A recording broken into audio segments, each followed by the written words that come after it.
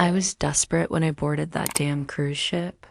3 hours earlier, I'd signed the final divorce papers, ending my 8-year marriage to James.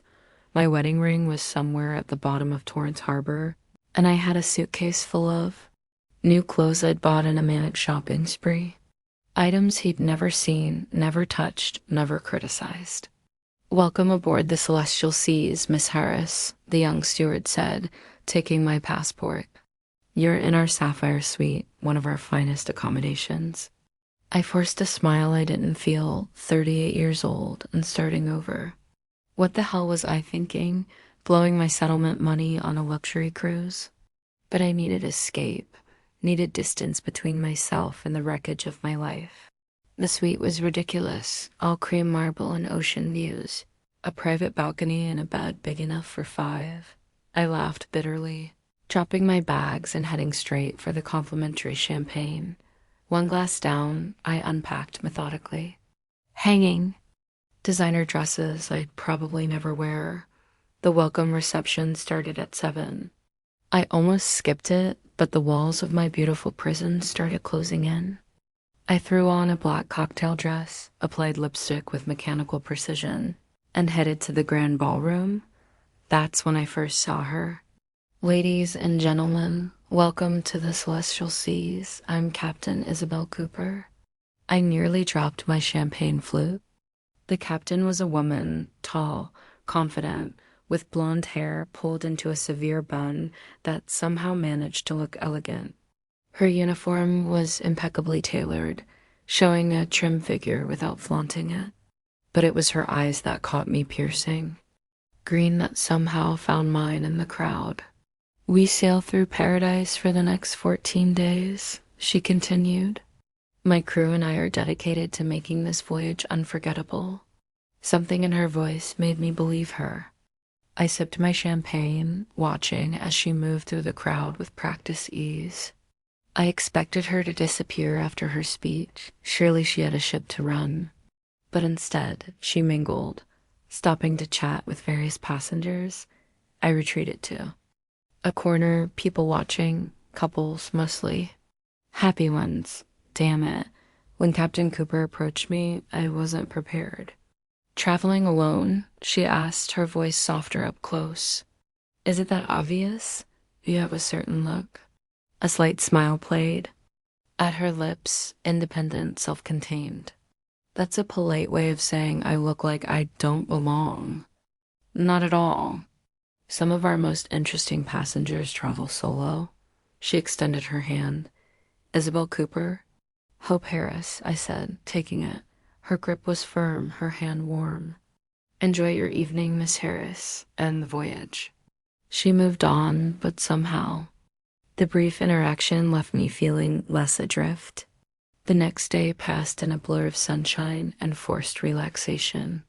I tried reading by the pool, tried a massage at the spa, tried pretending I was having the time of my life. By evening, I couldn't maintain the charade. I found myself in the ship's library, an actual library with leather-bound books and reading nooks, where I finally let myself break down. The tears came silently at first, then in heaving sobs that I couldn't control. "Miss Harris," I looked up, mortified. Captain Cooper stood there, out of uniform in a simple blue blouse and white pants. "I'm fine," I managed, wiping my face. She sat beside me. "No, you're not, and that's okay." "Shouldn't you be driving the ship or something?" "We have 3 officers on the bridge. I'm off duty." She handed me a handkerchief, an actual cloth handkerchief. "Fresh divorce?" I stared at her. "How did you?"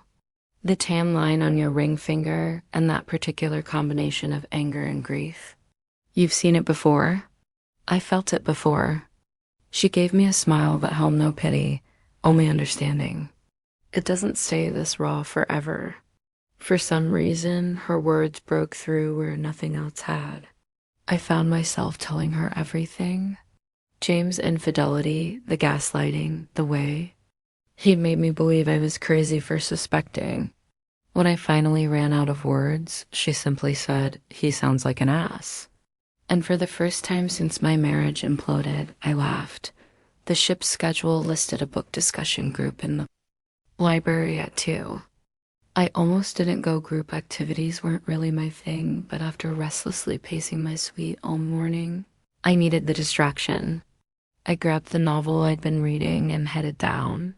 I froze in the doorway when I saw who was facilitating. Captain Cooper sat in an armchair, a paperback copy of The Lighthouse in her hands, her blonde hair loose around her shoulders. She looked different out of uniform, more approachable, yet somehow still commanding. "Miss Harris," she said, noticing. "Any, join us." The circle consisted of 6 passengers, mostly older couples. I slipped into an empty chair, suddenly self-conscious. "We were just discussing the author's use of the lighthouse as metaphor," Isabel explained. "Mrs. Palmer believes it represents salvation. It's guidance," I said without thinking. "Not salvation, there's a difference." Isabel's eyebrows rose. "How so? Salvation implies rescue." "The lighthouse doesn't rescue anyone, it just shows the dangers. The ships still have to navigate themselves." Mrs. Palmer, a silver-haired woman with pearls, looked affronted, "But the light itself is hope." "No," I countered, warming to the subject. "It's truth. Sometimes truth is the opposite of hope." "Interesting perspective," Isabel said, her green eyes studying me with new interest. "What about the ending? When Claire returns to the lighthouse keeper, she's not looking for rescue. She's accepting that some storms can't be avoided. They have to be endured." "I disagree," Isabel said. "She's not just enduring. She's choosing the storm because that's where she finds herself fully alive." For the next hour, we debated the book's themes while the other participants watched like tennis spectators. Isabel was well-read, insightful, and frustratingly able to counter my every point with one's equally valid. It was the most mentally stimulated I'd felt in years. As the group disbanded, Isabel approached me. That was refreshing. "Most passengers want to discuss beach reads." "Sorry if I was combative." "You weren't combative. You were passionate." She glanced at her watch. "I have to check in with the bridge, but would you like to continue this conversation later?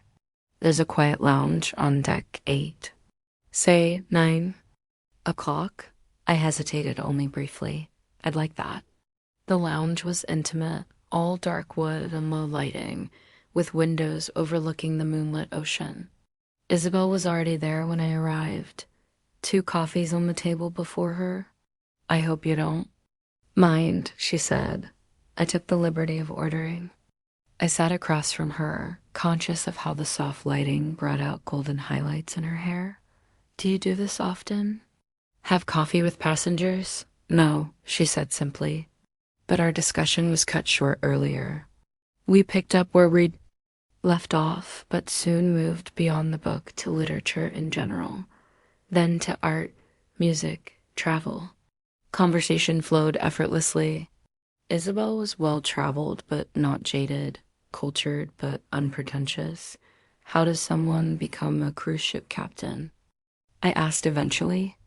10 years in the Merchant Marine, 3 as first officer on cruise ships, and a pathological love of being in motion.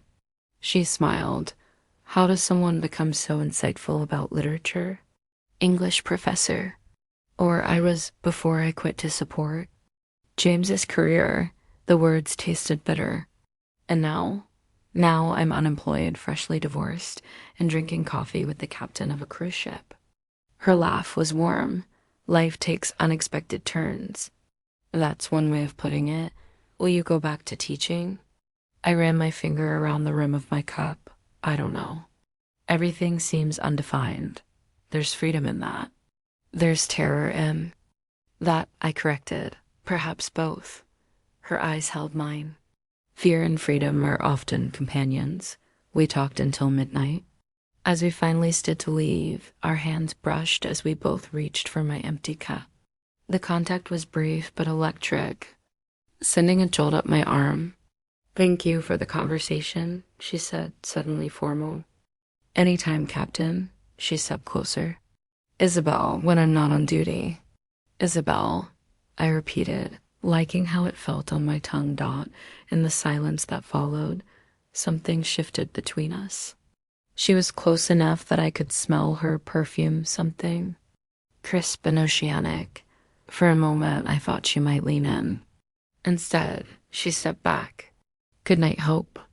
It was the first time she'd used my first name. I watched her leave, a strange flutter in my chest that had nothing to do with the coffee. Back in my suite, I couldn't sleep, replaying our conversation, remembering the moment our hands touched. What the hell was happening to me?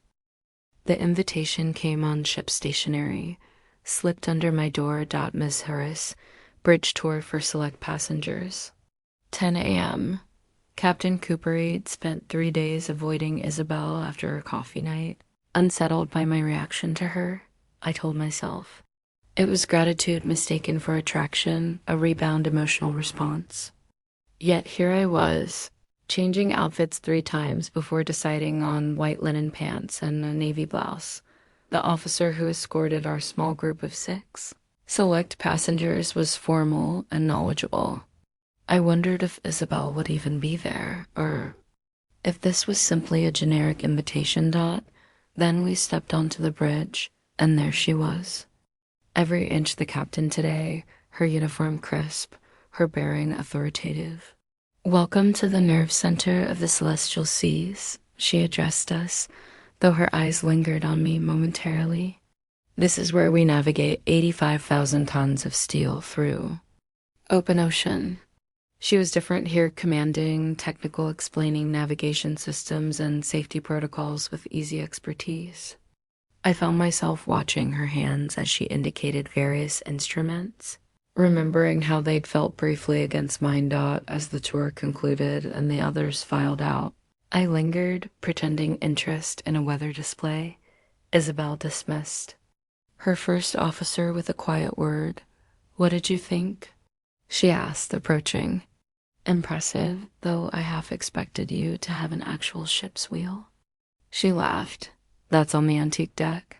This is all computerized, now less romantic, but more precise. She hesitated. I missed you at the book group yesterday.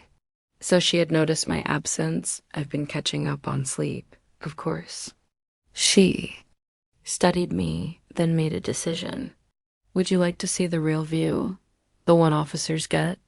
She led me through a door to a small exterior platform extending from the bridge, a captain's private perch. The wind immediately whipped my hair across my face. The ocean stretched endlessly before us, the bow of the ship cutting through azure waters far below. Now this, I said breathless, is impressive. It's why I chose this life.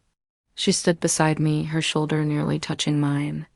No matter how administratively complex my job becomes, I can step out here and remember why it matters. I stole a glance at her profile, strong, confident, softened by the wind loosening strands of blonde hair from her bun. What about you? She asked. What makes your profession matter? Those moments when a student truly sees a text, not just reads it, but sees into it, when literature becomes a living thing. I gripped the railing. I missed that. Later that evening, a bottle of wine arrived at my suite with another note. Observation deck, portside, 10 p.m. The deck was deserted when I arrived. Isabel sat alone, another bottle of wine on the table before her, civilian clothes again, dark jeans, and a cream sweater. I wasn't sure you'd come, she said. Neither was I. She poured wine into 2 glasses. What made you decide? Curiosity, I admitted, sitting across from her.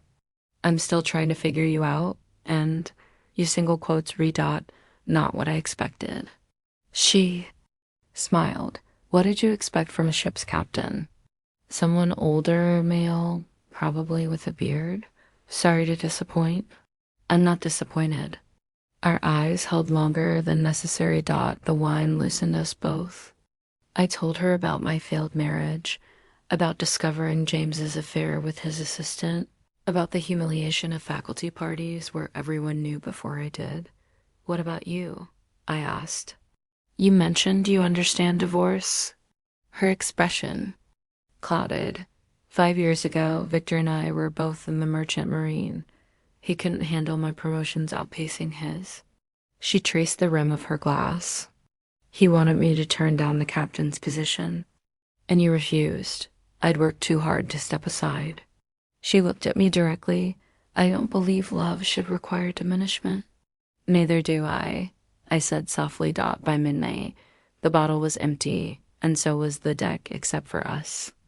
We'd moved to the railing, watching the moonlight create a silver highway on the water. I should get back, I said, not moving.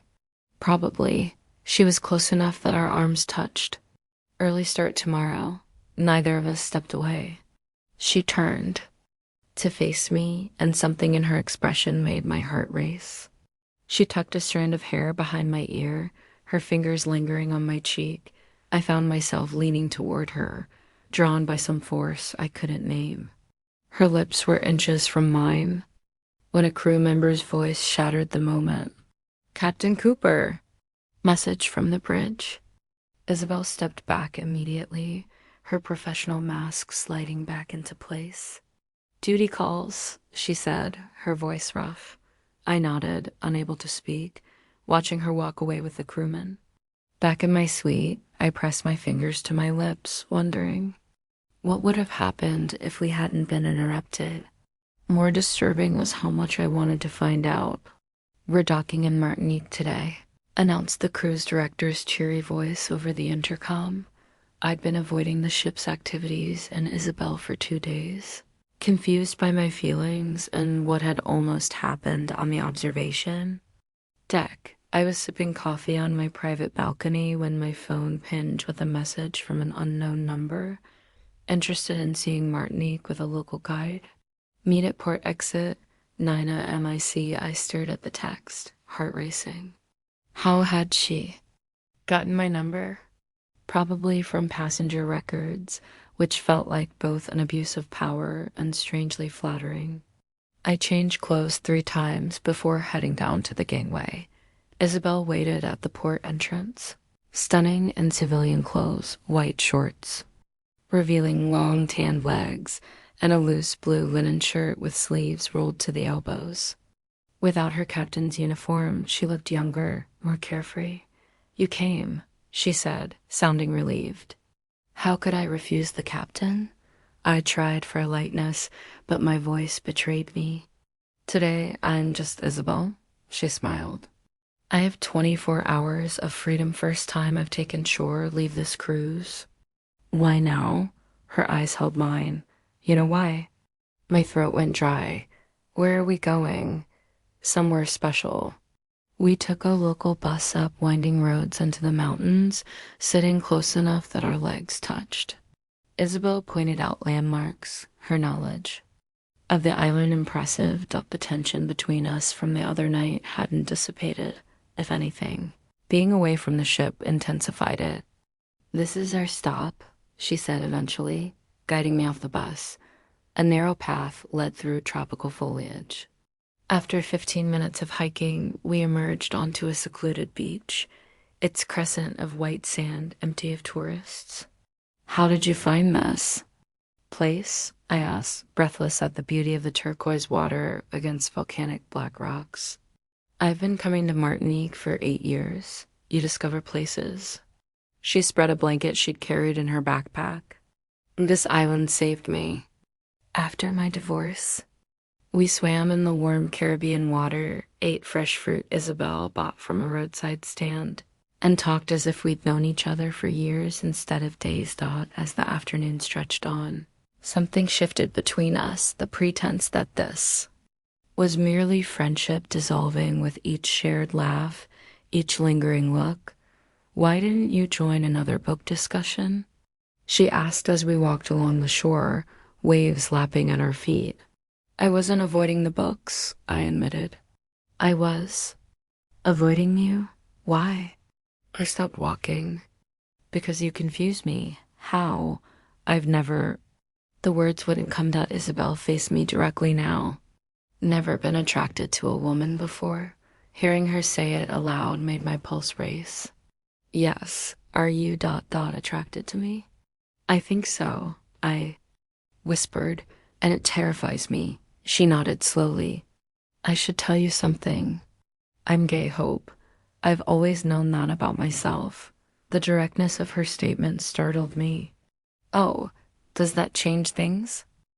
I looked at her, this confident, intelligent woman who commanded a massive ship, yet spoke to me with such gentle honesty. No, I said finally, but I don't know what I'm doing. We're not doing anything. We're just two people getting to know each other. As the sun began to set, we found a cliffside restaurant overlooking the ocean. Over grilled fish and wine, our conversation flowed from books to travel to deeper waters, our hopes, disappointments, dreams. Do you regret it? I asked. Choosing your career over your marriage? I didn't see it as a choice. Victor wanted me to be less than I am. Her eyes met mine. What about you? Do you regret the years with James? I regret losing myself. I became his idea of me instead of my own. After dinner, we walked along the beach as darkness fell. The moon painted a silver path across the water, and the air was thick with possibility. I should get back to the ship, Isabel said reluctantly. Already? I'm still the captain. I have responsibilities. I nodded, disappointment flooding through me. We began walking back toward the main beach where we could catch a taxi. Wait, Isabel said suddenly. Just one moment. She stepped closer, her hand gentle on my face. May I? I nodded, unable to speak. Her lips met mine, soft and warm and tasting faintly of wine. The kiss was gentle at first, then deeper as I responded, my hands finding her waist, pulling her. Closer dot when we finally broke apart, I was trembling. Isabel rested her forehead against mine, her breathing uneven. I've wanted to do that since the library, she whispered, that night alone in my suite.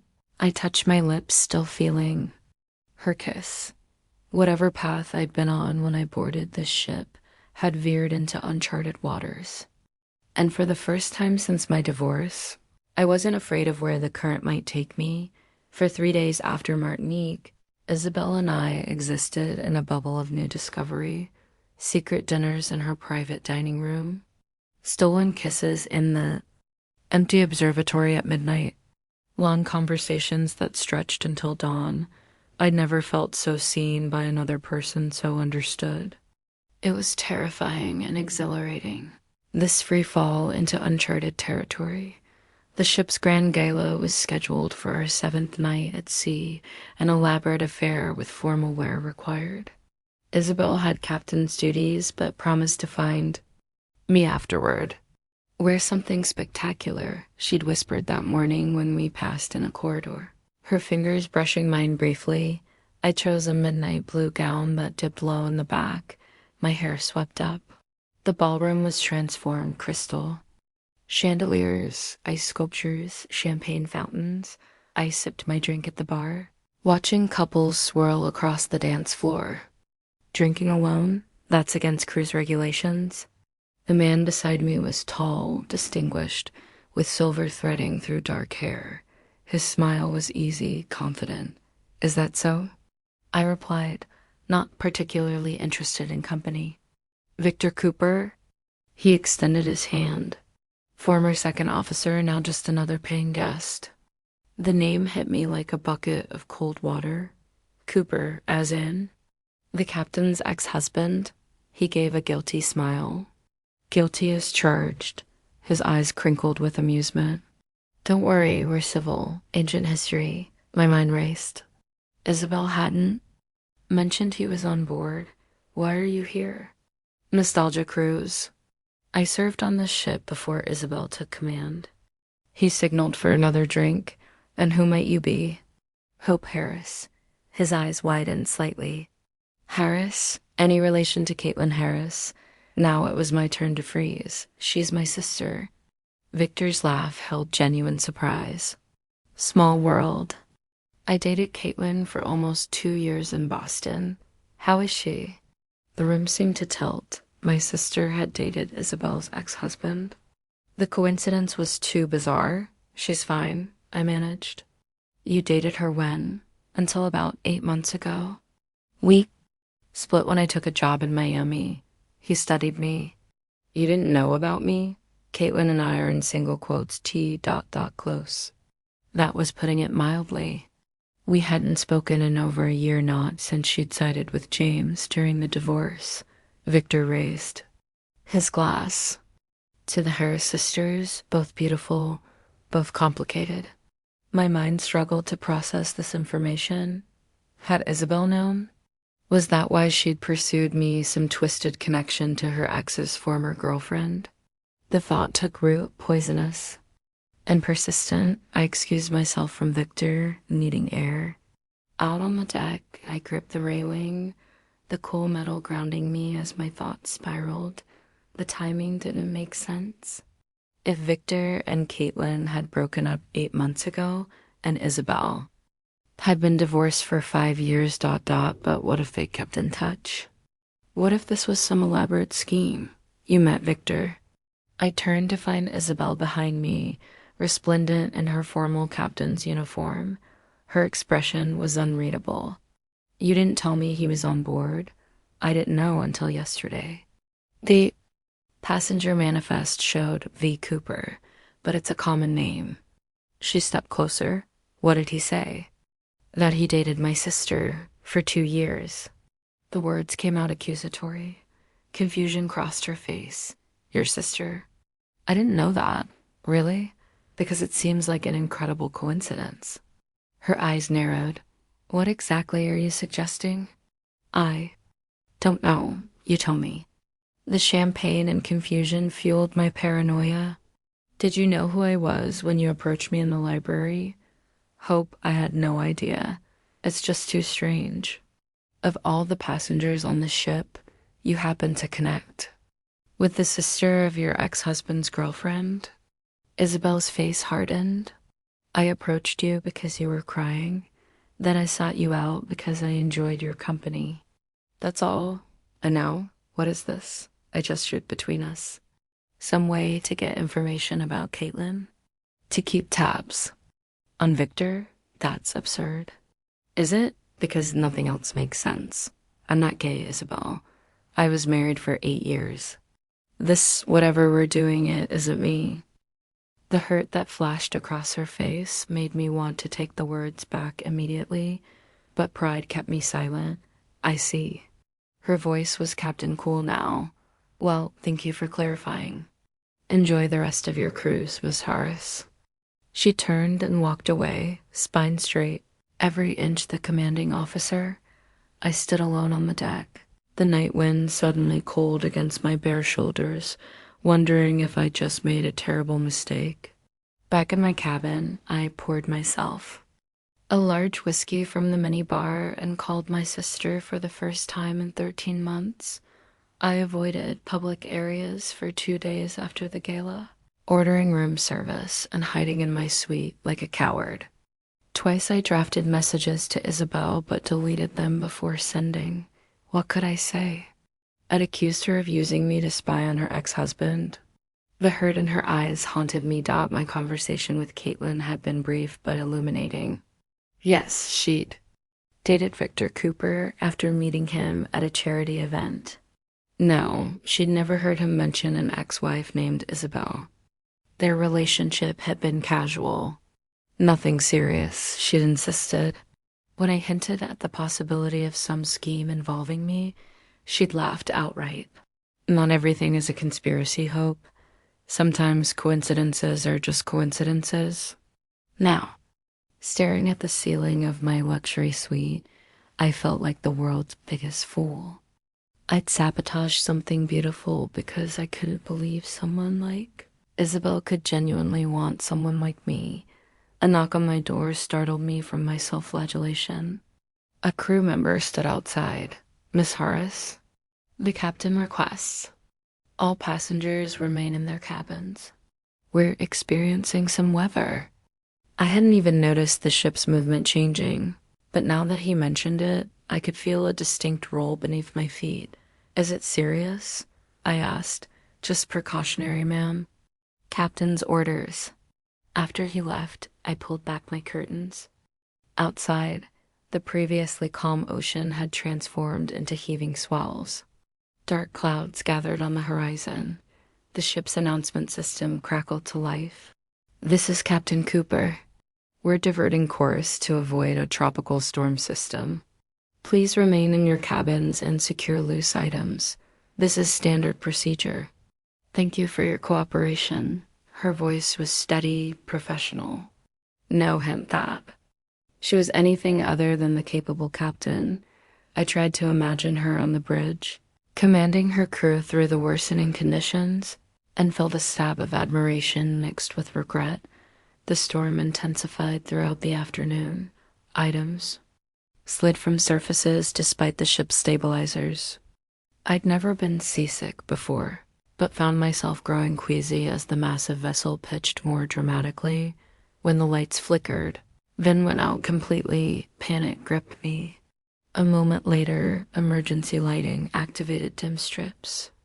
Along the floor and ceiling, the air conditioning stopped, and the room grew immediately warmer. I waited for an announcement explaining the power loss. When none came, I stepped into the corridor. Other passengers peered from their doorways, looking equally concerned. Someone needed to take charge. "We should go to the muster stations," I said, surprising myself. "That's protocol during emergencies."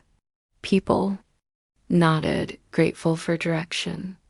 I led several passengers toward the nearest stairwell, the emergency lights casting eerie shadows. The elevator at the end of the corridor pinged open as we passed. "Wait," I called to the couple about to enter. "Don't use elevators during emergencies." Too late. They stepped in, the doors closed, then jerked to a halt as the power fluctuated again. I heard their panicked voices through the metal doors. "Help, we're stuck." I pressed the external call button, but nothing happened. "I'll find a crew member," I promised. The nearest house phone was dead. I continued toward the muster station, where surely there would be crew to help. On the stairwell landing, I collided with someone climbing up, someone in a captain's uniform. Isabel. Her face registered. Surprise, then professional focus. "Miss Harris, you should be in your cabin. There are people trapped in an elevator on deck 8 and the emergency systems. I know. I'm heading there now. The backup generators aren't powering all systems." She started past me. "I'll come with you." "That's not necessary. I already told them I'd send help. I'm coming." She didn't argue further, just turned and continued up the stairs. We worked our way back to the stuck elevator, passing crew members, organizing passengers. Isabel's presence immediately calmed those we encountered dotted the elevator. Isabel assessed the situation, speaking reassuringly to the trapped couple through the doors. She tried several override codes on the keypad without success. "Engineering is working to restore main power," she explained. Until then, a violent wave hit the ship broadside. The floor seemed to drop from beneath us. I stumbled, crashing into Isabel just as another power surge caused the elevator doors to slide. Partially open, then jam.